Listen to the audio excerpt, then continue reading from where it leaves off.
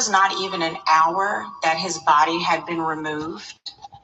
And the sheriff came out and said, this is, accidental drowning. We don't think it's foul play. Again, that is why we're doing what we're doing and why we're moving the way we are. Because I sat there and asked them, please take this case as if this is your child, yes, your family member, your whatever. And they promised that they would. But when you make statements like that straight out the gate, that's an issue. We did meet with the DA. She did promise, transparency and all of this, all of that.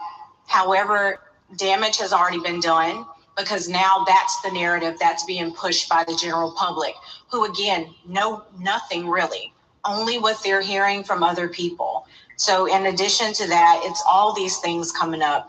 And at the end of the day, like I said before, any parent that would be in this situation, you would do anything to find out what happened to your child. And that is what we're here to do.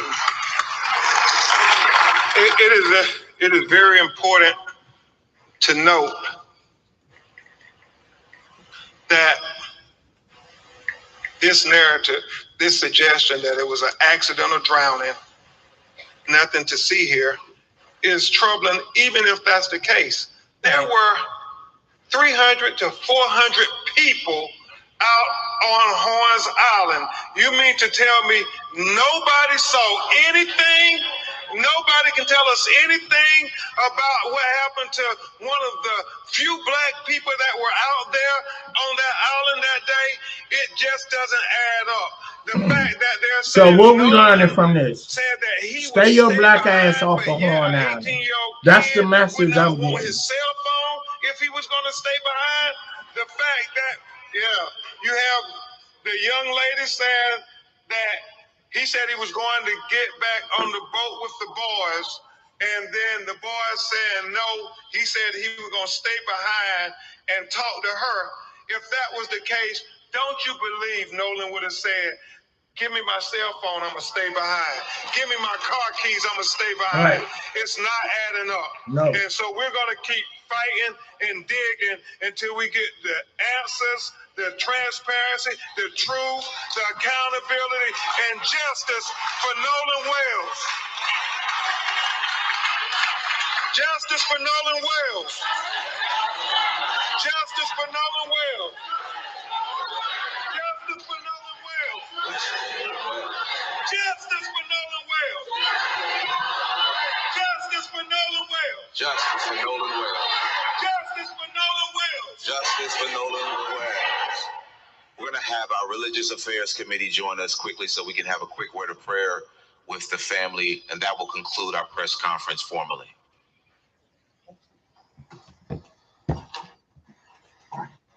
All right, so we'll just watch that. So that is the press conference announcing the preliminary findings of the autopsy report for Nolan Wells. I'm going to bring in the experts now. I'm going to bring in Dr. Frieda, triple board certified medical doctor with certifications in nephrology, internal medicine, obesity medicine, and pediatrics, and a friend of the show. Monique Presley, attorney and legal mind, also a friend of the show. They both join us now. So thank you both for joining. It was an emotional press, or I should say briefing or update, whatever you would like to call it. Doctor, let's talk about stuff. I hear occipital and rear the head and bruising and all of that. What did you make of that? Take us through what you heard. Is there anything concerning? I saw you shaking your head at some points. Good morning. So many things are concerning. First, I want to say kudos to the medical examiner, Dr. Roger Mitchell. He was brilliant in his presentation, professional. He stuck to the facts. He did not jump to any conclusions. However, he did give explanations and differential diagnoses of what the possibilities were. He was honest about the limitations of his exam, since his was the second autopsy. Okay. He was honest about the limitations, and he was also open about the questions that were left. And so with the initial report, he shared that the cause of death, the manner of death are undetermined. These are the things that stuck out to me, Don and Monique. that lesion on the back of the head. So occipital region, yes, that's in the very back of the head. And there was a red lesion, 12 centimeters by 8 centimeters, I believe. And we don't know the cause, though he did dissect it, Dr. Mitchell did, but it makes you think of the possibilities. Could there have been blunt force trauma? Was this a bruise? It was. Is this just a post-mortem? It was blunt force trauma. Whoever it was hit him upside the head from the back. He said that there was no fracture, but the most important missing information from that red lesion on the back of Noah's head is that we don't know. And this what I think. I believe he left that island and did go to a party somewhere. And whoever did whatever they did to him, like hit him upside the head, they knocked him out. They took his body back to Horn Island and threw him in the water. That's what I think. And I ain't no investigator, but I just see through the bullshit. You feel me? The brain show. Did he have an intracranial hemorrhage? Was there a trauma that caused him to bleed? And was that the cause of death? We don't know, therefore it's undetermined. But I do love the way Dr. Mitchell shared what he could determine, what he couldn't determine, because again, he had the second autopsy. Someone had Nolan's body first, the Mississippi medical examiners. The other thing that was of the greatest significance to me, almost jumped out of my seat, because I'll tell you, right before coming on with you, I had a discussion with my father, Dr. Freddie McCray, who's a retired general peripheral vascular surgeon who has done autopsies, who's been in medicine for decades. And so we were just kind of chit-chatting about autopsies, the way that our father and daughter conversations go. And what I said to him, I said, I'm really curious to see that hyoid bone. And he was like, yeah, I want to see the anterior neck. Anterior means the front of this part. And so he was like, yeah, I want to see what the anterior neck showed so we can see if there's any ligatures. And so we were talking. So that was the main thing I was listening for, okay, the anterior neck. And so to find that there was an absence. Maryland homeowners, oh my God, you wouldn't believe this, but I learned about this little known an absence of the part of Nolan's body that could have given us some of the most critical information, whether it, said that harm was done or no harm was done. I was looking to see the hyoid bone because had it been displaced, had it been broken, then that could be consistent with some type of a choking or pressure on the neck or an asphyxiation. Okay? Right. And then had the hyoid bone been completely so that intact, wasn't no accident that they left that out when they sent the body over. And I find it highly suspicious that that very critical part of the medical examination is missing. The neck is missing. Also, like I said, I want to see, are there ligature marks? Was there something around his neck? Was there bruising? All of that could have been answered by giving us the information of what's going on with the larynx, the trachea, all of the breathing apparatus in the front of the neck. It's missing. We need answers. This is suspicious. And the lungs. From the very beginning, we had the officer saying, oh yeah, it looks like it was a drowning. It looks like it was a drowning. We should have been able to find the information because had there been a drowning, there would have been evidence of fluid, water going into that anterior neck we're missing and going into the lungs. Or water in the lungs. Exactly. However, had Nolan already been deceased before his body hit the water, that epiglottis, that connection between the throat and the lungs, he was there. Closed, and his lungs would not. They killed him wherever he was at, and they took him back to the island. And a medical examiner, a pathologist, will be able to tell the difference between, say, drug overdose, which you hear all kinds of internet sleuths talk about. We would have been able to tell the difference. And but it's not just, what was found, it's also what was not found. Dr. Mitchell went through and said that he carefully dissected, the buttocks, the legs, the chest, the arms. He was so detailed, and he let us know what he did not find.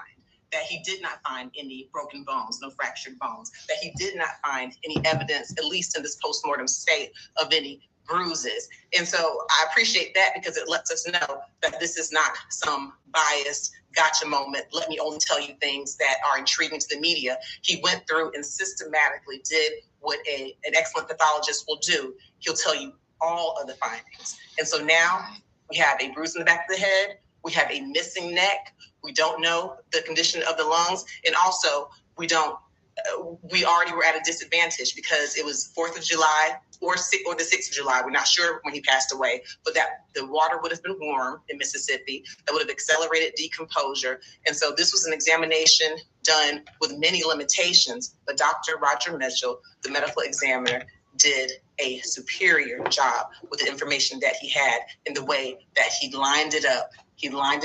And so that we can all understand the story that's being told and the story that is missing from Nolan Xavier Wells' body. So do you agree with the inconclusive that was stated today? I absolutely do. And it also gives you a certain manner of respect for the pathologist because he's not someone who's speculating or jumping to conclusions. He's honest about the limitations. More importantly, he's honest about the findings.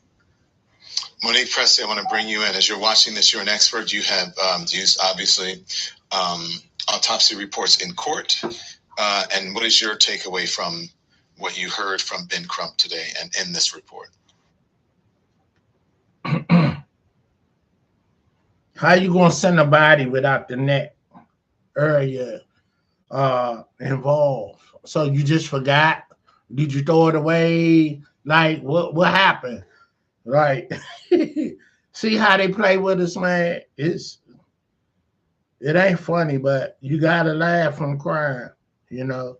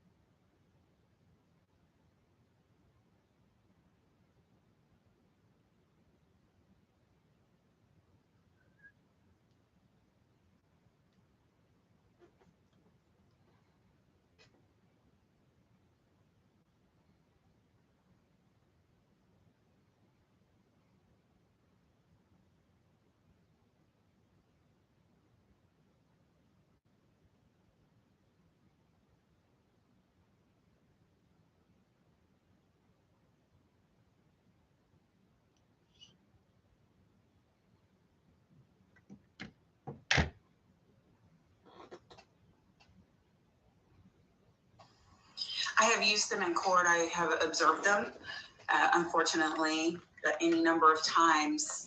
And I want to make sure I agree with the bulk of what Dr. Frida is saying as our medical expert here on the show today.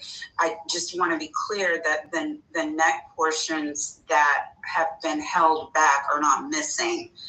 Dr. Mitchell stated that the reason that they likely have not been turned over from the state, that it's normal even in his practice to hold those portions for further examination when they release the remainder of the body to the family so that the family can go forward with their homegoing celebrations, interment, whatever is planned. But the state likely still has those portions, and frankly, the state has not been willing to release its examination because they don't have toxology report back, and because they have told the public and the family that the investigation, their examination is not yet complete. So what I wish, because... So, Monique, just real quick, because I think they said that it was, I think he said at the top, you guys correct me if I'm wrong, that the findings that he was reading from was from July 19th. So they've had this. I think he said this was done on July 19th. And so, you know, that's been a couple of, yeah. So that goes along with what you're saying. I just wanted to back that up because this is the 22nd right now. You know what I'm saying? Right. Yeah. Right. And I mean, and I could understand they would, want to do it after the funeral. That makes sense.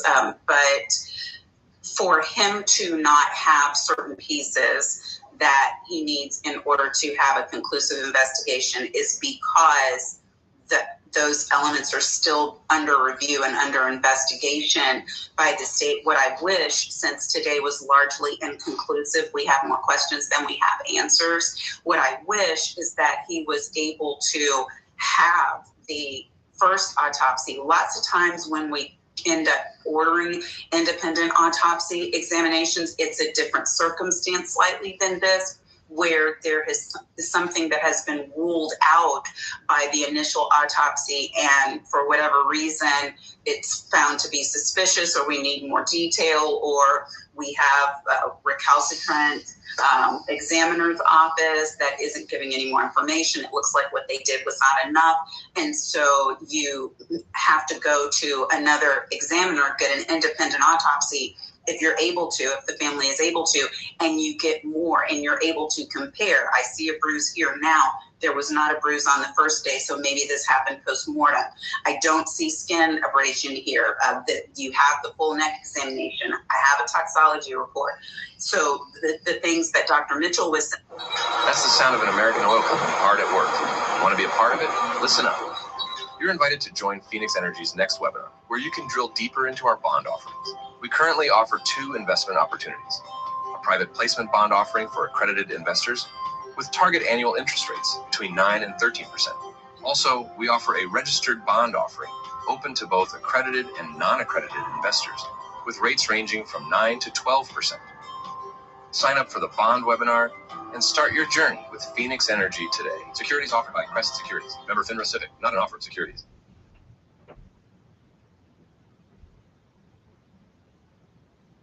I've been in a lot of programs, paid a lot of money, and I have made more progress in the last 6 months in this program than I have with all of the other ones. And a friend of mine told me about TWP because they had went to one of the 3 events in Dallas. And so she's like, you really need to go. Like, it's amazing. There's professional traders. They actually have like 7-figure accounts. They've been doing it for a while.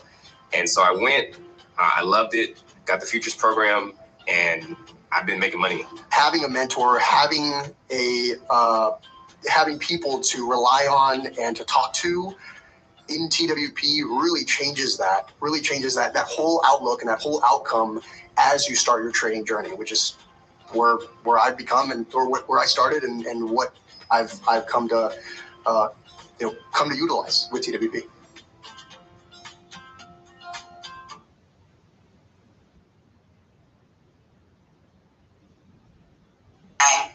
I've interviewed Dr. Mitchell. I've deposed Dr. Mitchell. I have nothing but respect for him. Go Bison. But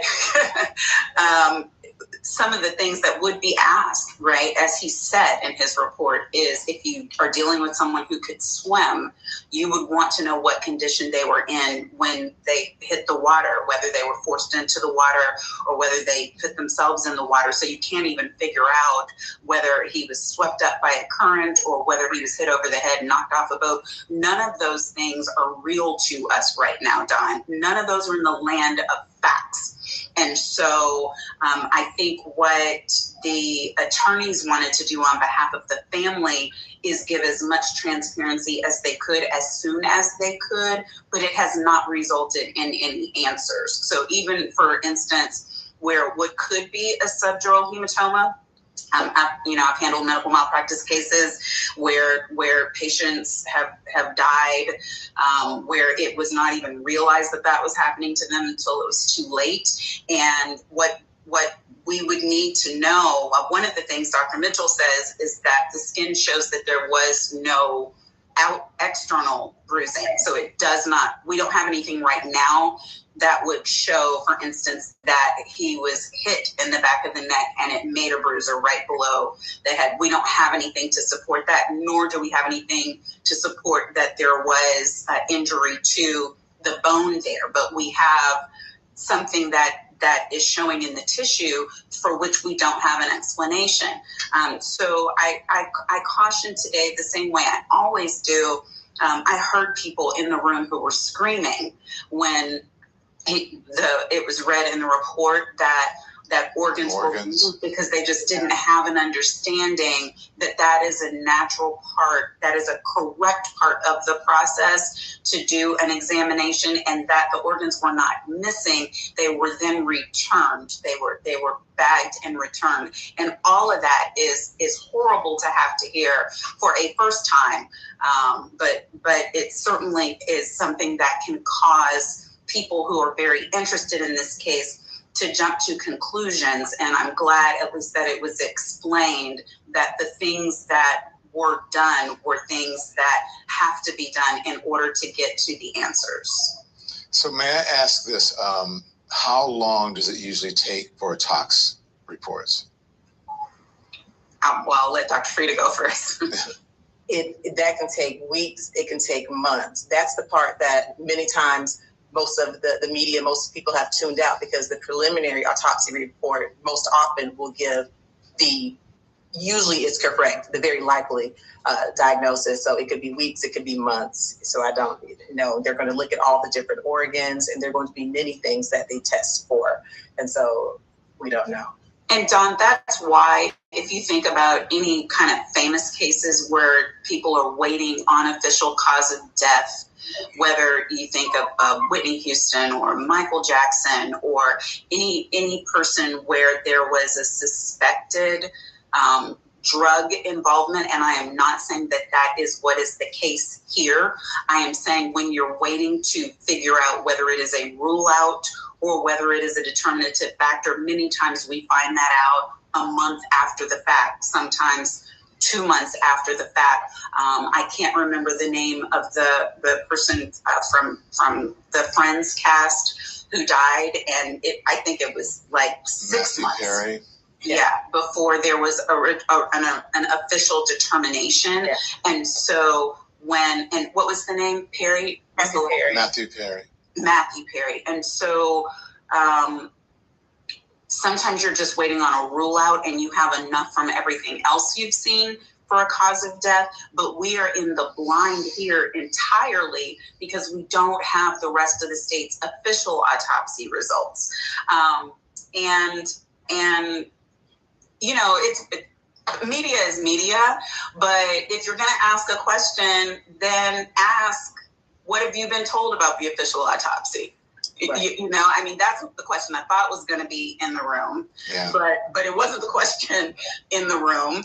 Have you heard anything about the official autopsy? Okay. What do you know? What do you know? What do you know? What do you know? Yeah.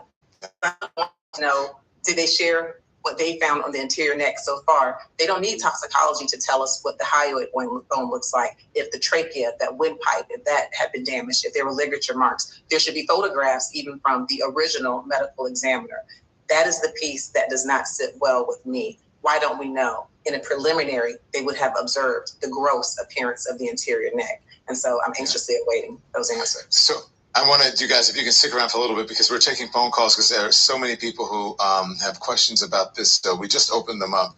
But if you're at that tier of our membership tier where you can take a phone call, I would love for the experts to be able to answer some of the questions if you guys are okay with that. Because I had lots of questions listening. I was like, well, what does that mean? What does that mean? What does that mean? And by now, even if it is, I know this is a strange question, but even if it is inconclusive, people have experience with these things medically or legally from the information that you have now. What does that say to you? What would that mean in a court of law? What would that mean medically that you haven't seen any of these things? Because you go through a checklist and you go, okay, it's not this, it's not this, it's not this, or it's this, it's this, it's this, it's this. You can sort of come to a conclusion about where this is going, if you know what I'm talking about. So first, the physician. I don't know if that is a dumb question or, if it's one that's pertinent. If you can kind of see where it's going based on what was presented. Yeah. I'm going to say you still can't exactly see where this is going because I also want to just deal with facts. Okay, here's a quick question for you. What would it look like to partner with me on commercial real estate deals? The model is simple. You find the deal, my team will close it, and we'll split the check. You don't need money, you don't need credit, you don't need a license, you don't even need experience. What you need is the willingness to find an apartment owner who wants to sell and hand it to us. We've got the buyers, we've got the capital, we've got the contracts. What we need is more good deals coming in the door. I'm Vina Jetty, and I've done over $1 billion in multifamily transactions. So for 5 days, my partners at Clever Investor, Cody Sperber and Garrett Lynch, and I are gonna go live to show you exactly how to find these deals and partner up with us, completely free. The link is below, so click it, reserve your spot, and I'll see you there.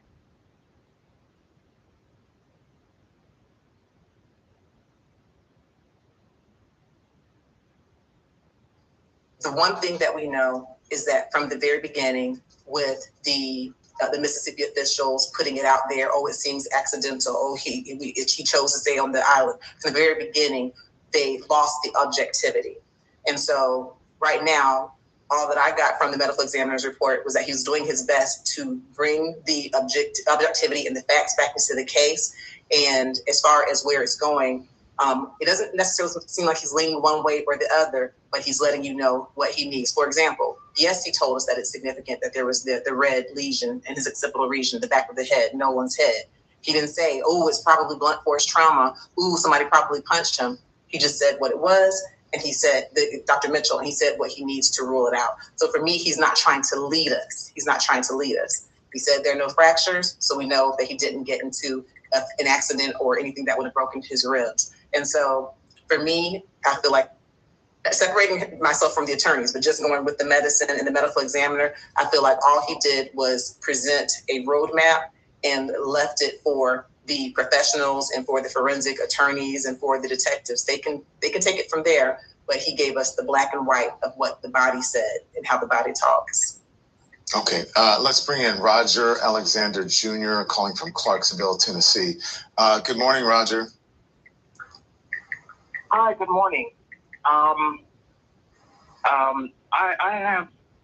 There's so many questions that I have about this case, and I have so many mixed feelings and emotions about it because it's really sad, but my question is, and I know this is Mississippi, but do you think that they're trying to hold this out until the flames of the story kind of fizzle out, and then they release like the toxicology and what happened to his throat? When I heard that the throat was missing, sorry, a little emotional, I'm sorry. When I heard that was missing or that he didn't get a chance to see it, that I was enraged about that. Like, I just want to know why. Or do you think that they're just trying to cover it up? I cannot, thank you, Roger. Look, I can't attest to a cover-up or not. I just think that we're here for answers. And as Ben Crump mentioned, in his post giving of the autopsy, that there have been, we have to look at the circumstances, the history of where it happened and what happened. But again, not exactly sure because it's inconclusive. I don't know if there's a cover-up. I think that they're being careful about information now, especially since this story has gained so much national and international attention that they want to make sure that it's accurate. So I think people are holding their cards. I feel like maybe the investigators are holding their cards to see what the independent autopsy, what it reveals, and then vice versa. The independent folks may have been holding out to see what the other folks reveal, but I don't know if it is indeed, a legitimate effort to cover up. Would you guys agree with that? I mean, Monique, usually people don't want to give their cards away, or they don't want to get too far ahead of things before there's a 100% conclusion about what's going on, the toxicology reports, and on and on and on. That's just my assessment as someone who's been covering this for a long time, these types of stories. Right, and I don't know if we have, I took a screenshot of it, but I don't know if we have the part in Dr. Mitchell's report where he explains, just to what your caller is asking about, he explains what he believes is happening with the portions that he was not provided, with the portions of the throat, not that they are missing, but that he often in his examination pulls those back for further review, and that it's very meticulous. It takes a long time. So we don't know yet what the result of that is going to be. And he does explain that in his report. I can't say. If a man wore the super cologne for 2 weeks straight, this is what would happen. In the first 24 hours, his confidence would skyrocket as the androsterone pheromone works with his natural body chemistry to amplify his masculine presence. After a week, women would start noticing him differently, lingering eye contact, leaning in closer during conversations, complimenting his scent. Oh my God, it smells so good. Babe, what is that? It's just a cologne. I love it. Stop. I love it. And in 2 weeks, he'd command any room he walks into as the oil-based formula continues triggering subconscious attraction signals that designer colognes simply can't replicate. Discover the power of this science-backed pheromone cologne by clicking on our page below and embark on a transformative journey towards magnetic confidence.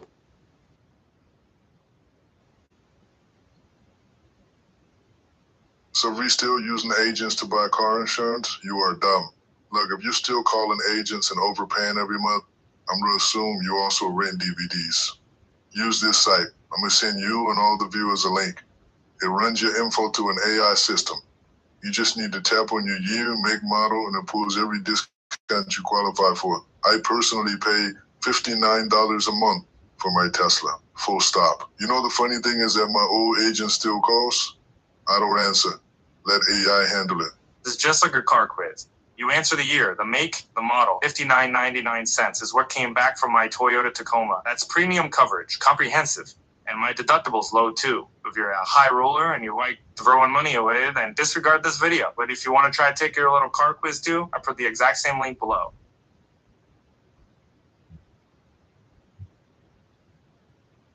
People say just in the South, I'm not even going to give the South the only bad reputation here. I don't trust. I think you verify and then trust where investigations are concerned when Black life is involved. And that's in any state, in any city.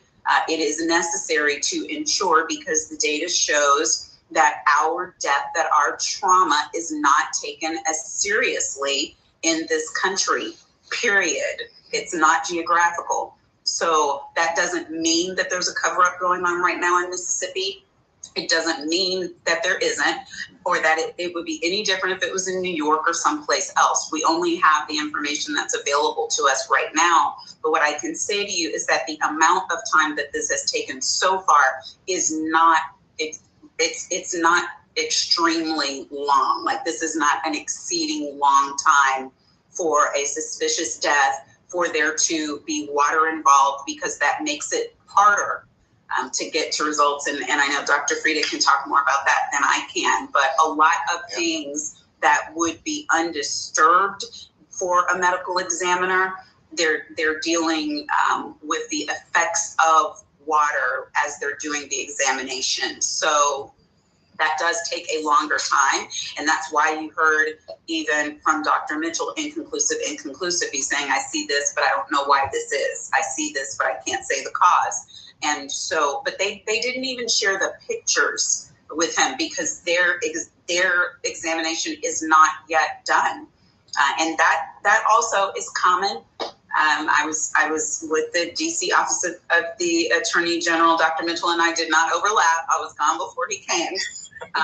But I was there for many years, and we would cooperate in investigations, independent autopsies, things like that. But our findings were not released until they were conclusive, until they were final. Even if the final was inconclusive, until we got to that answer, nothing was released.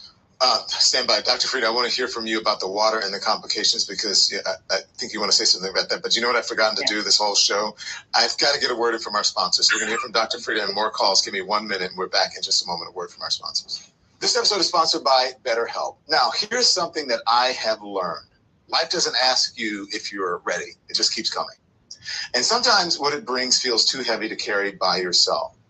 That's one of the reasons that asking for help really matters. It's not weakness. It's one of the healthiest decisions that you can actually make. BetterHelp's 2026 State of Stigma report found that 85% of Americans believe getting support is a wise decision, yet 74% say society still discourages people from doing it. Those two numbers shouldn't both be true. BetterHelp makes getting started simple. Their therapists are fully licensed. They'll match you with someone based on your needs, and if it isn't the right fit, you can switch anytime. With more than 30,000 therapists and over 6 million people served, they've helped a lot of people take that first step. So if you have been thinking about talking to someone, maybe today is the day. Get 10% off of your first month at betterhelp.the-system. I'm in a deceased body because the water would cause a bloating or swelling of the body. It could cause skin slippage. Water can make it more difficult to assess if there's ecchymosis or bruising. Okay, so it can distort the way that the skin looks. And I definitely want to be careful. I don't want to be grotesque. But with Nolan being found in water, there's aquatic life, right? There's living creatures who perhaps may have, aided in the initiation of decomposition. They could have been starting to ingest his remains. I don't want to be grotesque, but just him being in the water and with marine life around, fish or other marine life, that could distort. And it's very different from a body being found in the winter in a home in dry land. And so that is an excellent point that does make the medical examination more challenging. All right, you get the gist of it. You know what I'm saying? And what really happened. That's my mindset and what's really the questions that I want to know. And so it was what you call them people, psychics, but it's another name. The girl said she a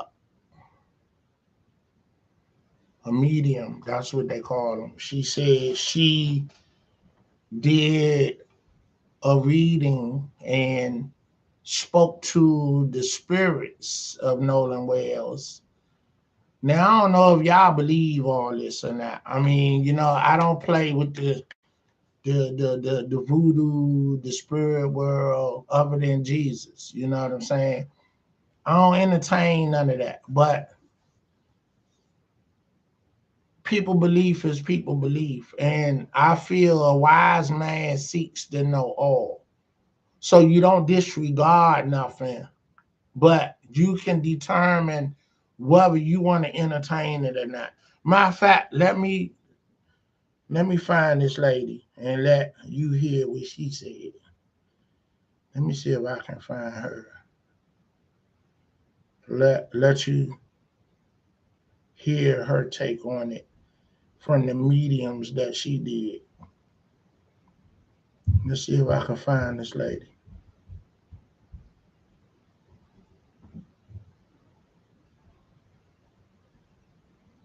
Some people don't like you calling them psychics, and then some people like to be acknowledged as a medium or whatever. So I'm running out. okay. All right, that'll work. So I get some cork, another cork, and then I'm gonna run. She said, "Oh, I want some macaroni salad." So I've been meaning to go to the store and get some. okay. So swing me a call. I'm gonna go get Taylor. So I'll see you when y'all get back.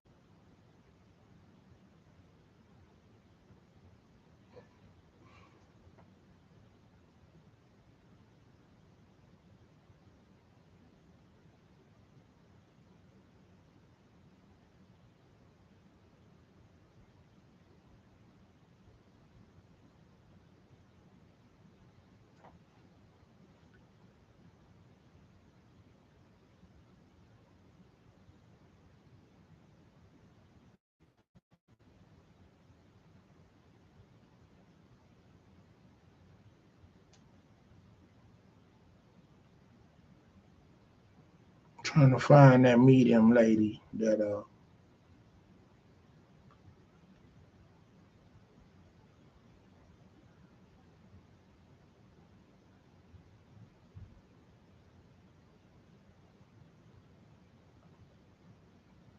let me go to my timeline.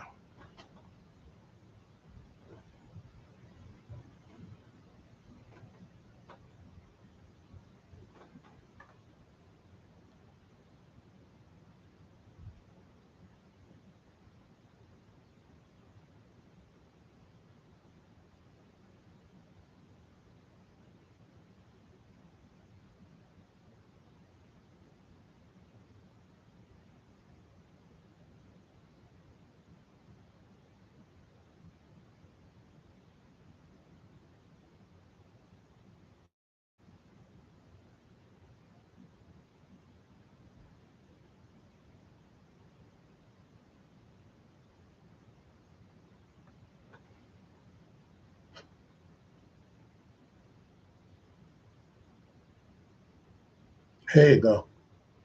Here you go. What's this lady name? Tammy Woodson. Woodruff. Yeah. Okay. With white people discussing Carmelo Anthony and hoping that he gets hurt in prison. I gotta handle them properly. I gotta hurt in prison, hoping he gets assaulted in prison. Hey, my beautiful people. So I've done a channeling on Warren Hudson to see actually what he did to Nolan Well. All right. So in my channeling with Nolan, y'all know I told y'all that it was a lie that the last time people saw him was between 3 and 4.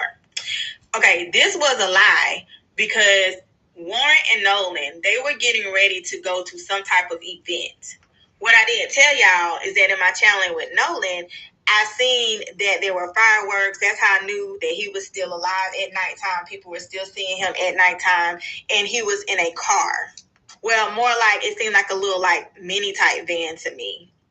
Remember, I told you that there was a point when Nolan was not as naive anymore, and he sensed danger, but he was trying to, fake it till he make it. He just wanted to make it back home. He knew something was up. So from Warren's channeling, they were on their way to an event, but they did not get there. So basically, he pulled a switcheroo. Nolan was questioning. He was like, why are we here first? Why are we not going to where we're supposed to go? So Warren's coming up with this whole situation, basically just trying to throw Nolan off. And this is when he goes in to kill him. Nolan did not physically see it coming because it happened so fast. But Warren had so much rage that in his mind, he thought he was doing something right. That's why it was so aggressive. That's why it was so abrupt. In the channeling, what I saw was that this was coming from jealousy. He had been so jealous of Nolan for so long. He hated that Nolan was popular. He hated that Nolan was a center of attention. It was almost like an obsession. It's really just like a fatal attraction. I know people can be jealous of people, but his jealousy was so psychotic that for a moment when he did this to Nolan, he thought he was free. He thought he was free of being in Nolan's shadow. That's how bad Warren's mind is messed up. So he does that to Nolan. So you know what happens next. I tell you that they put him in the house and then they get him back to the island. I tell you all that stuff in my channeling with Nolan. Now, what Warren showed me, when they get back to the island, the way that they drop his body in the water, they did it in a way hoping that he was going to come wash up on the shore. They literally dropped him in, hoping that the tide, the currents, or whatever you want to call it, were going to be on their side. Now, here's the crazy part, if that wasn't crazy enough. Warren is on pins and needles. I actually saw him watching the coroner do the autopsy. What does this mean? He thinks he has it in the bag. The coroner was literally just getting evidence, forensic things, just to look at it if somebody drowned. No other circumstances. That's it. This independent autopsy is going to show us everything that we need to know. So this let me know that Warren was banking on their good old boy system. He thought he had it under lock by putting him back in the water. Somebody instructed him on how to put him back in the water, and y'all know who that was. His stepmom, Judge Ashley Cole. I already explained that to y'all, that I seen that evidence in my other channel. Y'all got to catch up. Warren is evil. He planned this. He has a mask on. He is smiling in everyone's face, dictating orders, and they are terrified. For one, they terrified that they're going to be next because he's very irrational. He's willing to do anything at this point. He's watching all social media. He is glued to the TV. He is like taking in everything right now. But in his mind, he thinks that he's gotten rid of the competition and that he's free. And what does this sound like? This is definitely about race. Definitely about race. White men have always been obsessed with black men. It's just always been that way. Warren is definitely under white supremacy. Probably could be a KKK member pretty soon. And he would do this again. Also, that friend that TMZ interviewed, something else that I did not tell y'all when I did my channeling with Nolan. I saw that they were going to have somebody make it seem like it was going to be okay to say that race wasn't an issue, that everything was cool. That little boy that got on there that's supposed to be Nolan's friend, his mom agreed for him to get on TMZ and have that interview and to say those things to make it look like race is not a factor. Also, there is a girl that they may get to try to take the fall for this. When I channeled Nolan, I literally smelled feces. The shit was on the girl's shirt. And she was like, oh my God, I can't believe I got this on me. So that means that this girl got caught up. She has some evidence on her, and she did not know it until it was too late. But I fixed that shit, though. I put that evidence under the shoe of the killer. So what does that mean? That shit is stuck to them literally. They got a smell to them. That means that they will be found, they will be outed, and they will come out, which is going to be Warren Hudson.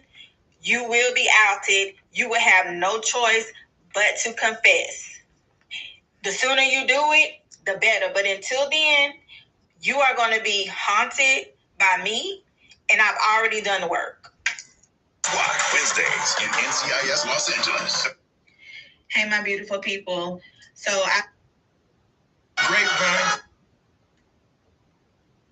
Yeah, that's who I was talking about.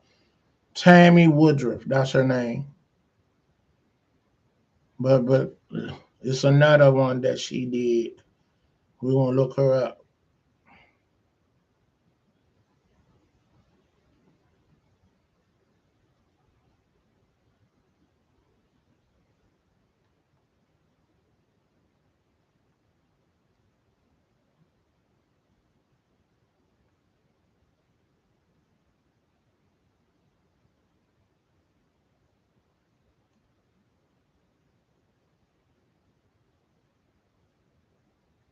On Warren Hudson to see actually what he did to know. Hey, my beautiful people. All right, so y'all been asking about the girl that was last seen with Nolan. I believe y'all saying her name is Katie. Now, I'm not gonna lie, whenever I heard about this, to me it just seemed kind of empty, like she really didn't have anything to do with it. I really didn't feel like it was worth channeling her, but I did anyway. So when I channeled her spirit had to show me the truth. And this tells me that Katie is just a smokescreen. The person that is calling the shots in this whole situation, that's giving the orders, is Warren Hudson's mother, Judge Ashley Cole. She despised Nolan and anybody who looks like Nolan. It was her anger that really tipped the scale for Warren Hudson to do what he did to Nolan. There was a conversation recorded that picked up on Nolan's phone and on one of their phones. She was the one that was in charge of erasing that recording. She is the one that deleted the text messages. I've seen this clear as day in my channeling. What was deleted was the conversation of how they were going to transport Nolan's body, how they were going to get from point A to point B. She's pretty cocky right now. She really think that she did a good job in covering things up. And you know they got that good old boy system. So, you know, she has a lot of people on her side. And remember, I told you there's a male figure that's leading her. But they're not going to get away with this.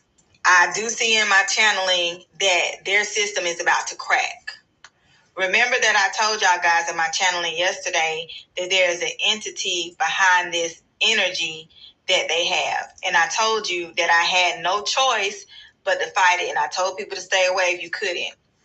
When I did that, it had no choice but to be judged and get put down. So things are cracking for them right now because they don't have that energy anymore. They're honestly looking for an escape route right now because they can feel the pressure. They are basically running around like chickens with their head cut off. Her spirit is literally at the defense table at this point. She just don't know it yet. She can feel it, but she think she got it under lock. She don't. Justice is going to be served for Nolan Wells. So also in my channeling, I saw that there was a mess, and I went to clean up the mess. The mess was some liquid. And by me cleaning it up, that means that it's going to be exposed. The liquid is Nolan's blood that they tried to cover up. The liquid also confirms that they staged the drowning, his body being found on the shore. They're going to get everything they deserve and more. Allende writes, Microsoft Copilot helps you make a lasting.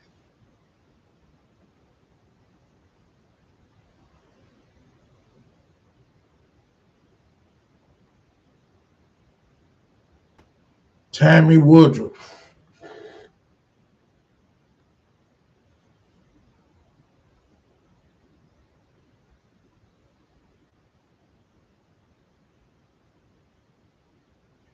Understand what's going on right now with white supremacist children, especially their children in Mississippi.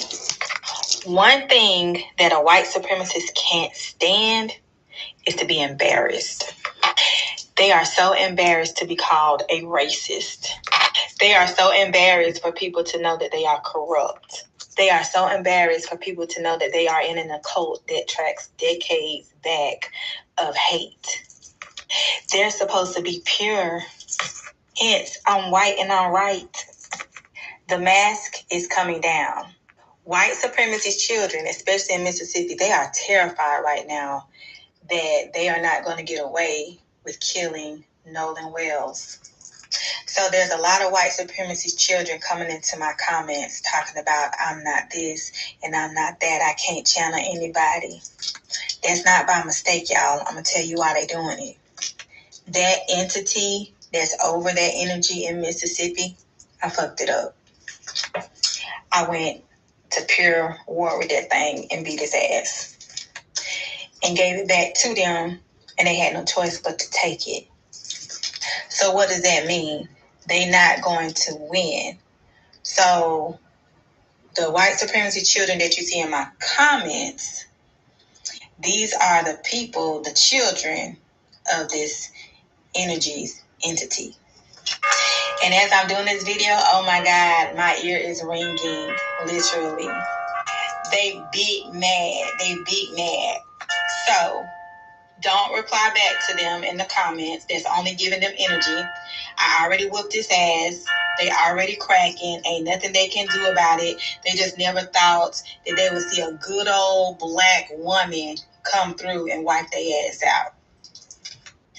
Hey, my beautiful people. So let me help y'all understand what's going on right now with white supremacist children, especially their children in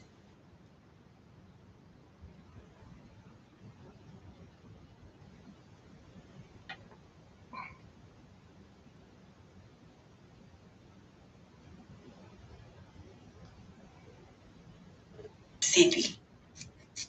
Hey, my beautiful people. Time believing that Judge Ashley Cole is the one that's behind everything. Let me give you a reminder. She was the judge that was over the Aubrey Wyatt case. Remember the little girl that committed suicide because she was getting bullied? She is the one who sealed all court documents from the public and protected the bullies and the bullies' parents. The mother of Aubrey Wyatt eventually had to shut down her social media, court ordered. So she's good at concealing things. Also, I got a verifiable confirmation about Southwest Mississippi Community College, the college that Nolan Wells went to and was playing football. Remember, I told you that the school is responsible. I got confirmation that there has been some physical abuse to the players, and nobody stands up to it.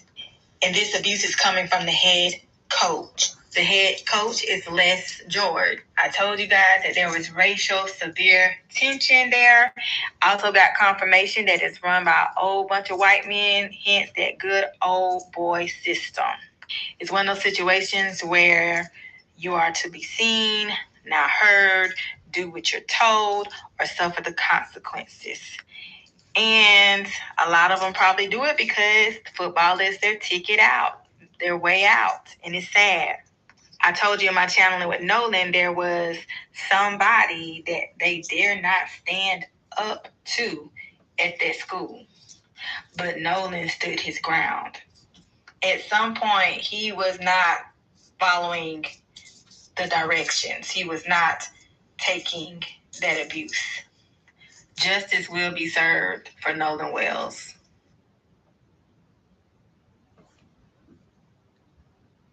Hey, my beautiful.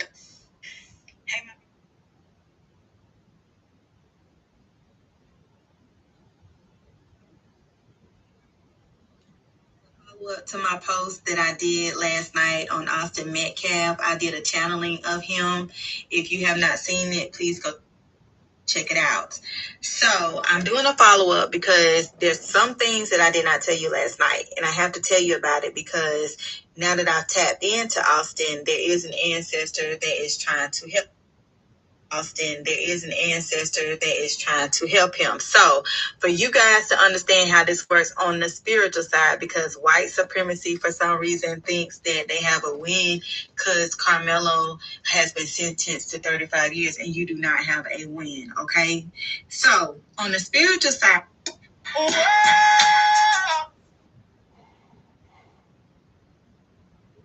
it was another video that she did that I'm trying to find.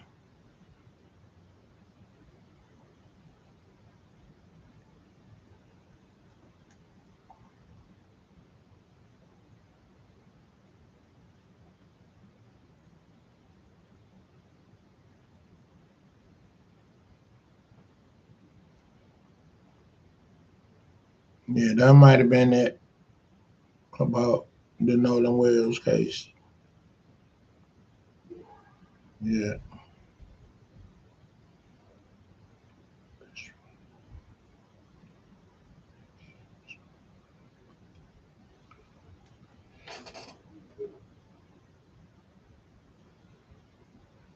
Best friend.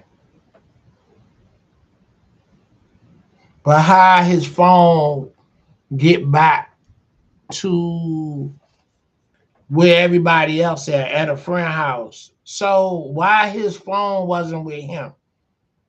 Oh, he left his phone. Okay, well, you know that he did. So why y'all don't go and take the phone to his family and say, hey, he left his phone, and little did we know we wasn't going to see him no more. Where's the respect and the remorse? And not only that, all the data was erased from the phone. So that's mad suspicious. So, like, come on, bro, stop it. Stop it. You know what I'm saying?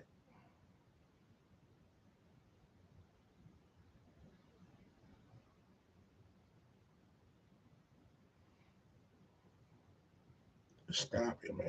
Straight up. What really happened? That's what I'm concerned about. What really happened?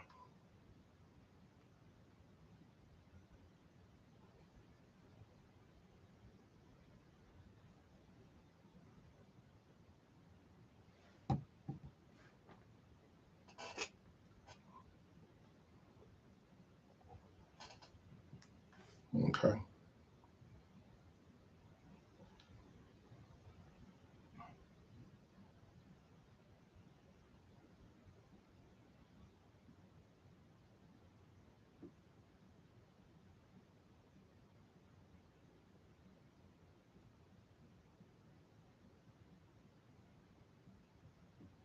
You talking about the wife of Malcolm Jamal Warner is trying to sue the estate for 1.2 million. You know, because I guess the mother didn't rock with her, so she froze his account and they ain't giving her no money. So she trying to sue the estate, and she might win on the strength that she was his legal wife. You know what I'm saying? And from what I've been hearing, she might have something to do with it. So it's like, man, who can you really trust? You know, I'm like this. You know, your day ones and folks that just really show you like love and not. I'm gonna tell y'all something. Beware of people saying slick stuff out their mouth to you, and they play it off like they playing. They not playing. They not playing. They mean what they say, and they say what they mean. You know. So when you reflect, and I'm like, as I reflect, as I mature in my journey of life, and I reflect on people saying slick stuff to me, or they only act a certain way because they trying to get something out of me. You know, it's something that I got or something that I can do for them. You know, like today, I just was arguing with a relative, and you know, you know, it's one of my relatives that we should be close, but we not. And this relative go out their way to basically disrespect me. You know what I'm saying? And they think it's a joke. When I say to them, hey,